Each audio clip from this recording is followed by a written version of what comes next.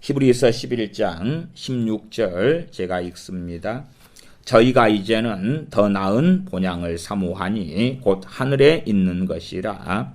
이러므로 하나님이 그들의 하나님이라 일컬음 받으심을 부끄러워하지 아니하시고 그들을 위하여 한 성을 예비하셨느니라. 아멘. 마틴 로이 존스 목사님의 히브리서 강의 마지막 19번째 그들의 하나님됨을 부끄러워하지 않으심이라는 설교를 함께 살펴보겠습니다.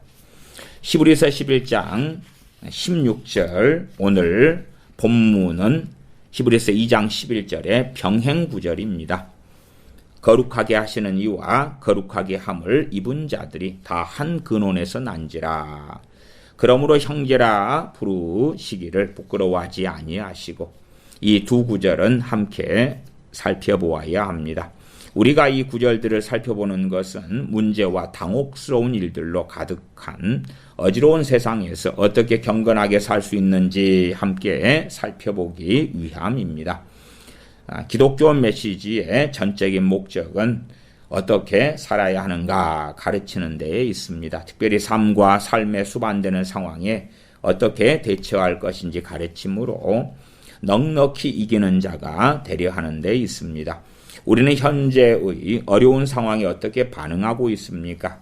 그리스도인은 불신자들과 완전히 다른 위치에 있다는 것이 성경의 말씀입니다.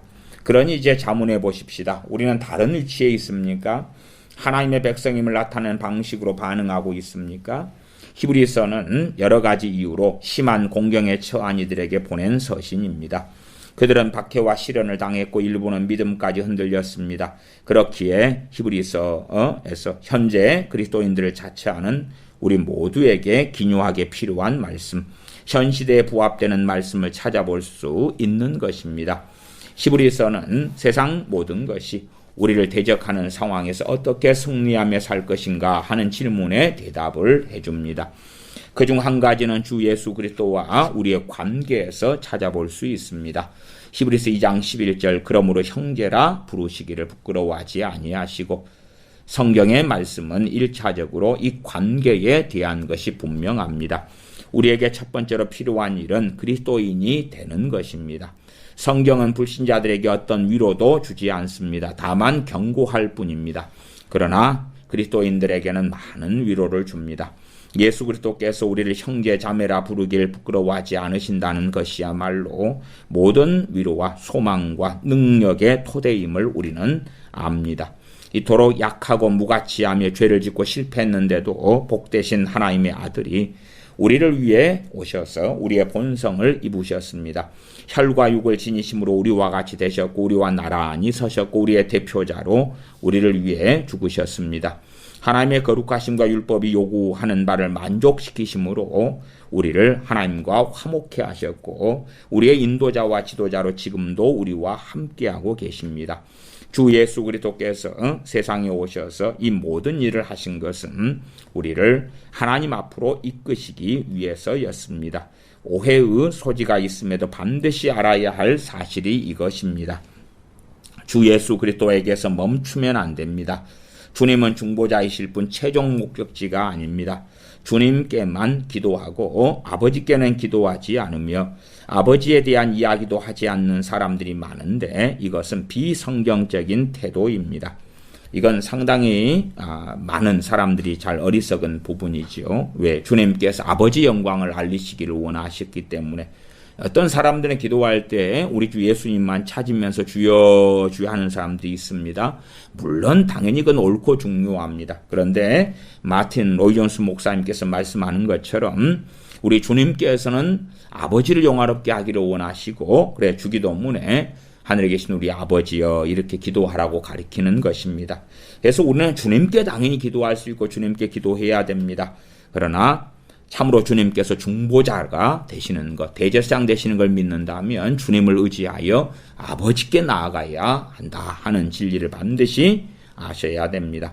그래서 주님께만 기도하고 아버지께는 기도하지 않으며 아버지에 대한 이야기도 하지 않는 사람들이 많은데 그것은 비성경적인 태도입니다.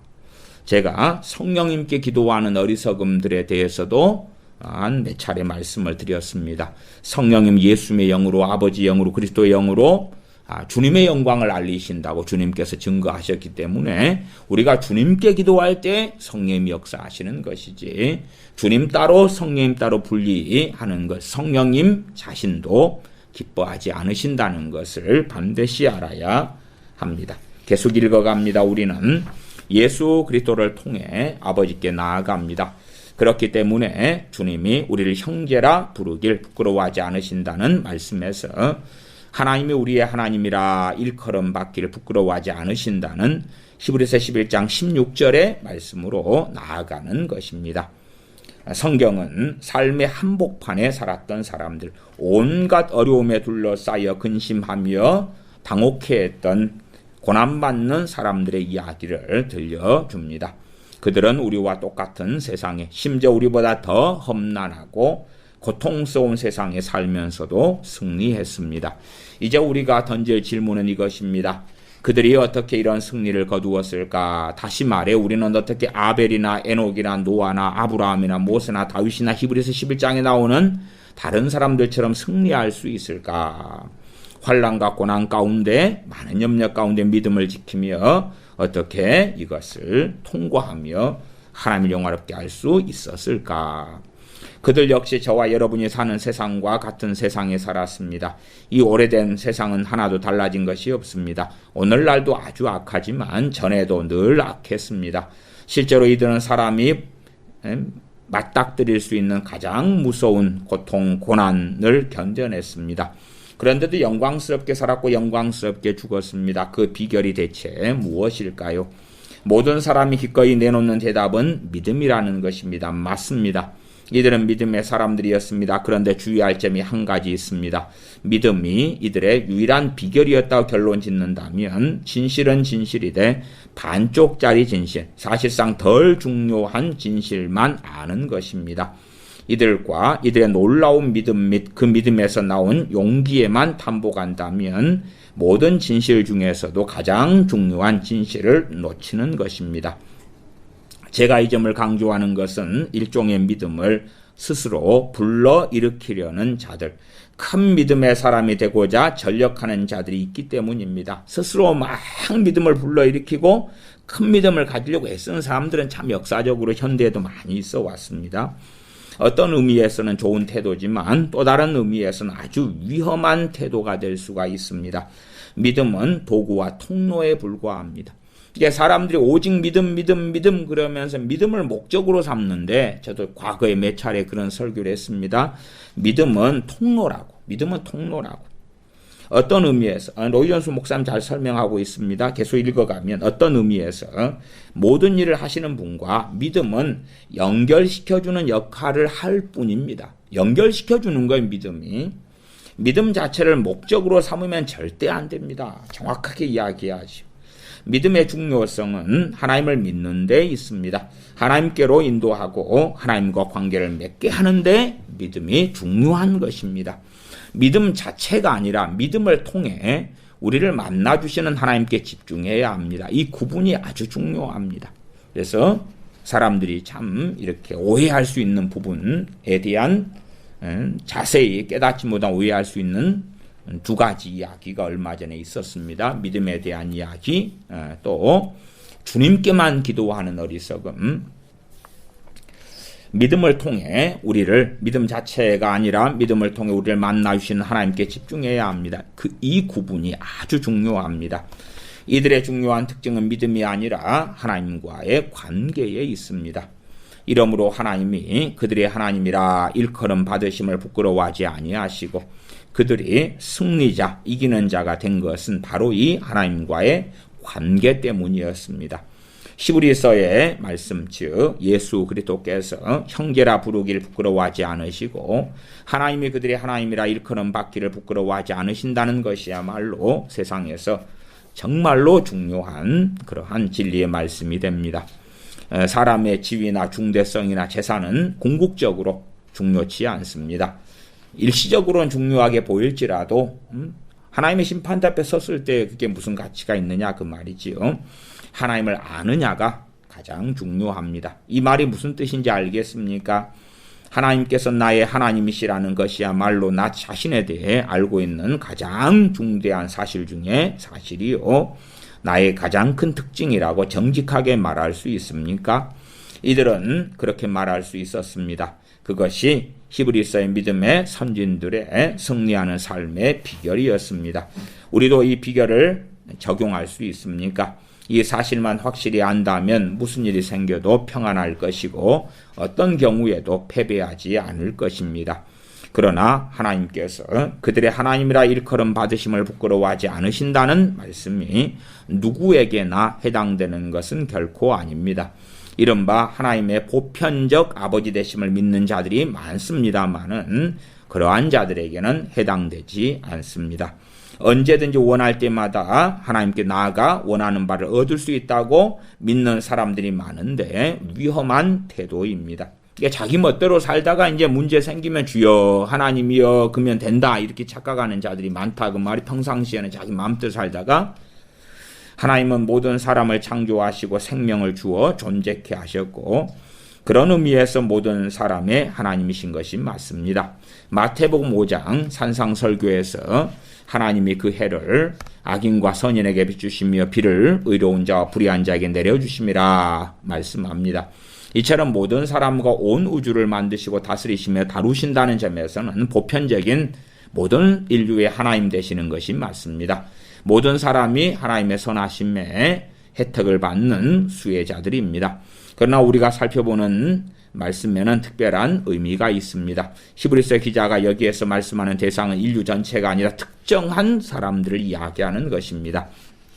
모든 사람이 하나님의 피조물이지만 이 특별한 축복과 약속을 받는 대상은 일부뿐입니다. 이러므로 하나님이 그들의 하나님이라 그들 일컬음 받으심을 부끄러워하지 아니하시고 그들을 위하여 그 특별한 사람들 한성을 예비하셨느니라. 주님은 자신을 박해함이 함정에 빠뜨리려 하는 유대인들에게 요한복음 8장 44절에 너희는 너희 아비 마귀에게서 났으니 너희 아비의 욕심대로 너희도 행하고자 하느니라 말씀하셨습니다. 하나님께서 또한 너희 아버지였다면 너희가 나를 사랑했을 것이라고도 말씀하셨습니다. 이처럼 구분이 있습니다. 히브리서 11장 본문을 보편적으로 적용하면 결코 안 됩니다. 물론 사람들은 쉽게 히브리서 11장 본문을 자기에게 적용을 합니다. 공경이 닥치면 하나님께로 달려가 기도합니다. 수년간 기도하지도 또한 중심으로 마음을 다하여 하나님을 사랑하지도 않았으면서도 이제 어려움 닥쳐 기도했으니 만사가 잘 될 것이라고 착각합니다. 결코 그렇지 않습니다. 이 말에는 조건이 붙어 있습니다. 이 히브리서 말씀 등은 일부에게만 해당되는 것입니다. 사도 베드로는 이렇게 말합니다. 베드로전서 2장 10절에 너희가 전에는 백성이 아니더니 이제는 백성이요. 전에는 하나님과 무관했다는 것입니다. 하나님께서 그들의 하나님이라 일컬음을 받기를 부끄러워하지 않으신다는 말씀이 해당되지 않았다는 것입니다.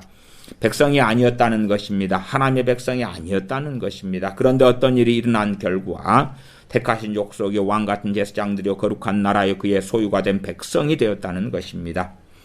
이는 너희를 어두운 데서 불러내어 그의 기이한 빛에 들어가게 하신 이의 아름다운 덕을 선포하게 하려 하심이라. 너희가 전에는 백성이 아니더니 이제는 하나님의 백성이요 전에는 긍휼을 얻지 못하였더니 이제는 긍휼을 얻은 자니라. 베드로전서 2장 9절 10절. 이처럼 하나님이 그들의 하나님이라 일컬음 받으심을 부끄러워하지 아니하시고 하는 말씀은 모든 사람이 아닌 이 사람들에게만 해당되는 말입니다. 고린도후서 6장 14절에서 18절에 이 진리를 놀랍게 설명해 줍니다. 너희는 믿지 않는 자와 멍에를 함께 매지 말라.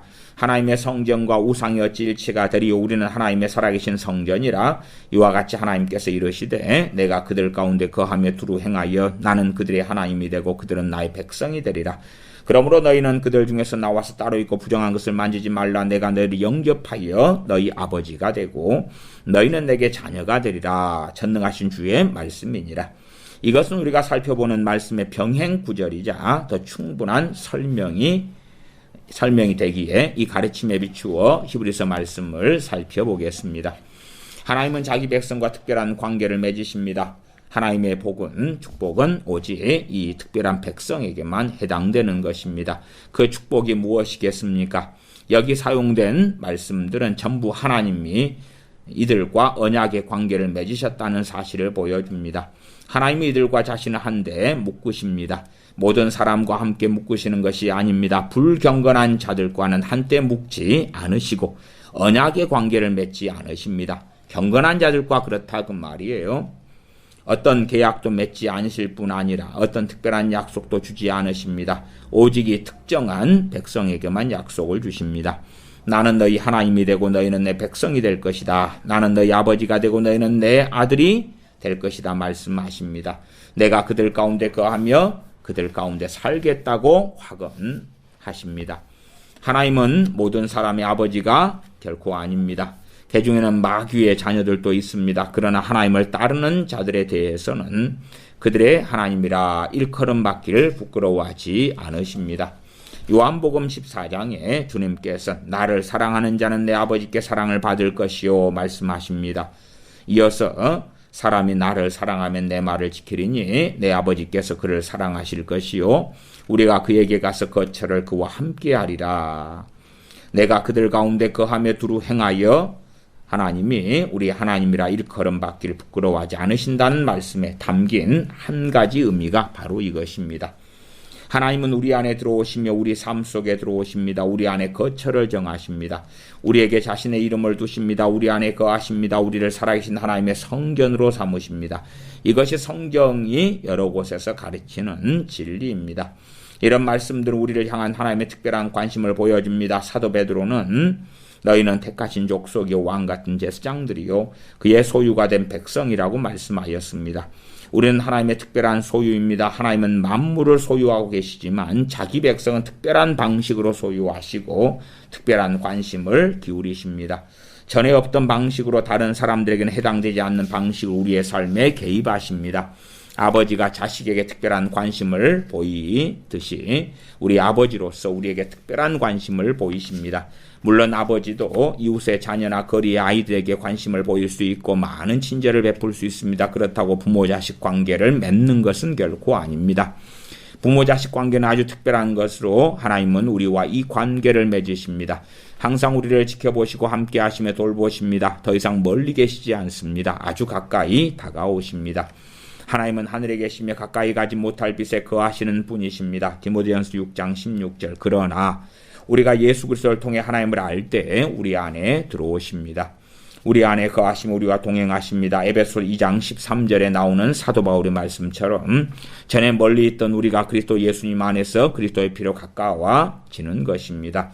하나님 우리와 친밀한 관계를 맺으십니다. 여기에는 다른 누구에게도 허락지 않은 관계와 친밀함을 자기 백성에게는 허락하신다는 의미가 담겨 있습니다.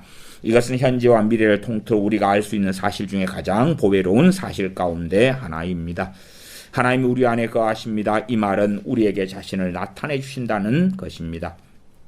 하나님과 친밀하고 인격적인 관계를 맺으면 하나님께서 나의 하나님이시라는 확신, 하나님께서 나의 하나님이라 일컬음 받기를 부끄러워하지 않으신다는 절대적 확신이 생깁니다.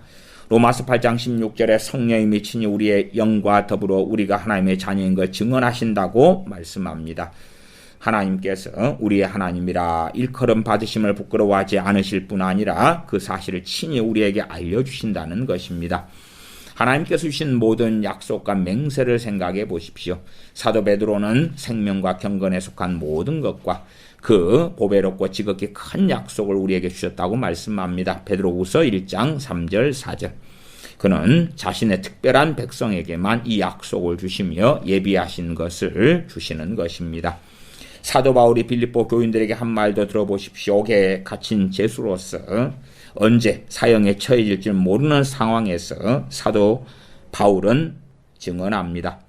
빌립보서 4장 11절에서 13절에 내가 궁핍함으로 말하는 것이 아니라 어떠한 형편에든지 나는 자족하기를 배웠노니 나는 비천에 처할 줄도 알고 풍부에 처할 줄도 알아.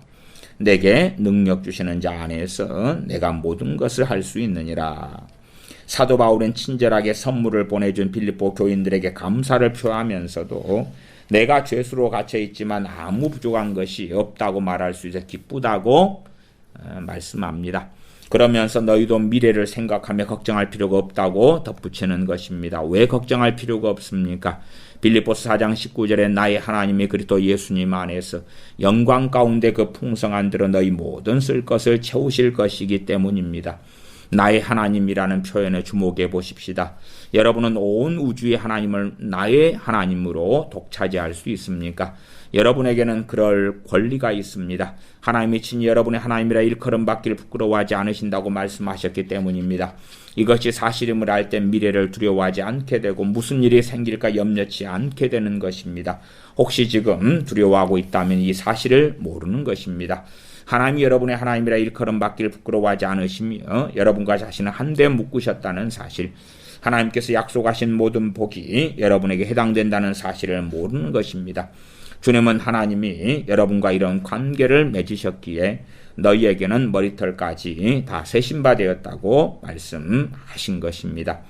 여러분과 하나님과 관계는 은혜의 관계, 부모 자식 관계입니다. 하나님은 여러분의 머리털까지 다 세고 계십니다. 그의 이름이 여러분에게 있습니다. 하나님은 약속하십니다. 히브리서 13장 5절에 내가 결코 너희를 버리지 아니하고 너희를 떠나지 아니하리라. 이 약속은 하나님께서 여러분의 하나님이라 일컬음 받길 부끄러워하지 않으시기에 가능한 것입니다. 모든 능력과 영광 가운데 계시며 보배로운 약속을 주시는 크신 하나님을 생각하면 우리는 놀랄 수밖에 없습니다. 그런데 그런 하나님께서 우리가 곤경에 빠져 허약하고 연약하며 초라하게 느낄 때마다 우리를 붙잡으시며 도우시며 맞아주실 준비를 항상 하고 계시는 것입니다. 이보다 더 위로가 되는 말씀은 없습니다. 이 하나님이 바로 우리 아버지이십니다. 온 우주를 보존하시는 분이 우리가 문을 두드리면 열어줄 채비를 하고 계시는 것입니다. 우리에게 일어나는 일 자체는 이해가 되지 않을 때가 많습니다. 그러나 하나님께서 일하고 계시다는 사실과 하나님께서 우리의 하나님이시라는 사실은 압니다. 이스라엘을 지키시는 이는 졸지도 아니하시고 주무시지도 아니하신다는 사실을 아는 것입니다. 이 말 역시 언제 어디서든 어떤 형편과 처지에서든 하나님께 나아갈 수 있다는 뜻입니다. 하나님의 자녀라면 마땅히 그래야 합니다. 언제 어디서든 하나님께 나아가야 합니다. 잠언 18장 10절에 여호와 이름은 견고한 망대라. 의인은 그리로 달려가서 안전함을 얻느니라. 하나님은 약속하십니다. 나는 그들의 하나님이 되고 너희에게 아버지가 되고 너희는 내게 자녀가 되리라. 전능하신 주의 말씀이니라. 그러므로 우리도 사도 바울처럼 말할 수 있습니다. 로마서 8장 38절 39절에 내가 확신하노니 사망이나 생명이나 천사들이나 권세자들이나 현재일이나 장래일이나 능력이나 높음이나 깊음이나 다른 어떤 피조물이라도 우리를 우리 주 그리스도 예수님 안에 있는 하나님의 사랑에서 끊을 수 없느니라. 또한 히브리서 13장 6절에 이렇게 말합니다. 그러므로 우리가 담대히 말하되 주는 나를 돕는 이시니 내가 무서워하지 아니하겠노라. 사람이 내게 어찌하리요. 이러므로 하나님께서 그들의 하나님이라 일컬음 받으심을 부끄러워하지 아니하시고 그들을 위하여 한 성을 예비하셨느니라. 하나님은 우리 하나님이라 일컬음 받기를 부끄러워하지 않으시는 증거로 한 성을 예비하셨습니다. 그 성이 무엇입니까? 장차 올 새로운 세상인 것입니다. 그리스도인의 큰 소망이 그 성에 있습니다. 우리를 위해 예비된 곳, 의가 있는 곳인 새 하늘과 새 땅에 있습니다. 너희는 마음에 근심하지 말라. 하나님을 믿으니 또 나를 믿으라. 내 아버지 집에 거할 곳이 많도다. 라고 말씀하신 그리스도께서 우리를 위해서 친히 거처를 예비하고 계십니다. 그렇지 않으면 너희에게 일렀으리라. 내가 너희를 위하여 거처를 예비하러 가노니 가서 너희를 위하여 거처를 예비하면 내가 다시 와서 너희를 내게로 영접하여 나 있는 곳에 너희도 있게 하리라. 요한복음 14장 1절에서 3절. 이 약속이 해당되는 유일한 대상이 누굽니까? 우리가 그 대상임을 어떻게 알 수 있습니까? 몇 가지 시금석이 여기에 나옵니다. 히브리서 기자는 믿음의 영웅들에 대해 이야기하다가 아브라함을 다루는 부분에서 이르러 이렇게 말합니다. 이 사람들은 다 믿음을 따라 죽었으며 히브리서 11장 13절. 이들은 모두 하나님께 복종했습니다. 하나님께 순종하지 않은 가인과 달리 아벨은 순종했습니다. 하나님을 거역한 당대인들과 달리 노아는 하나님을 믿고 하나님의 말씀에 따라 행동했습니다.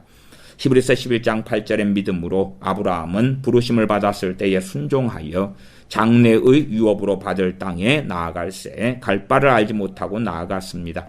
이들은 하나님과 그의 말씀 및 명령에 복종했습니다. 자신들에게 말씀하신 하나님을 믿었고 그 메시지를 받아들였고 그 말씀에 따라 행동했습니다. 이것이 다 이 믿음의 사람들의 특징이고 바로 우리 그리스도인이라는 하나님의 자녀라는 증거가 아닙니까? 하나님의 아들 그리스도께서 자신들을 위해 죽으셨음을 믿는 자요.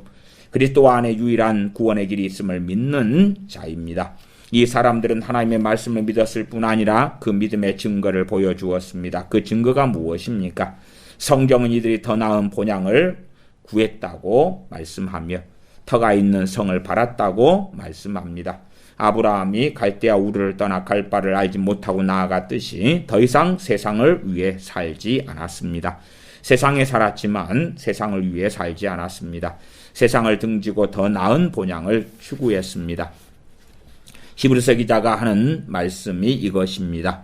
이 사람들은 다 믿음을 따라 죽었음에 약속을 받지 못하였으되 그것들을 멀리서 보고 환영하며 히브리서 11장 13절 우리는 세상을 더 이상 바라지 않는 사람들이고 세상을 위해 살지 않는 사람들입니다. 우리가 고대하는 것은 하나님의 성입니다. 더 나은 땅입니다.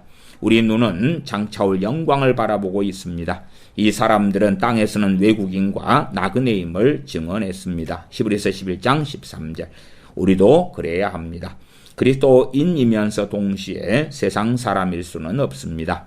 이들은 하나님을 부끄러워하지 않았기에 하나님도 이들의 하나님이라 일컬음 받길 부끄러워하지 않으셨습니다. 우리도 그런 사람들이 되게 해 주시옵소서. 아멘.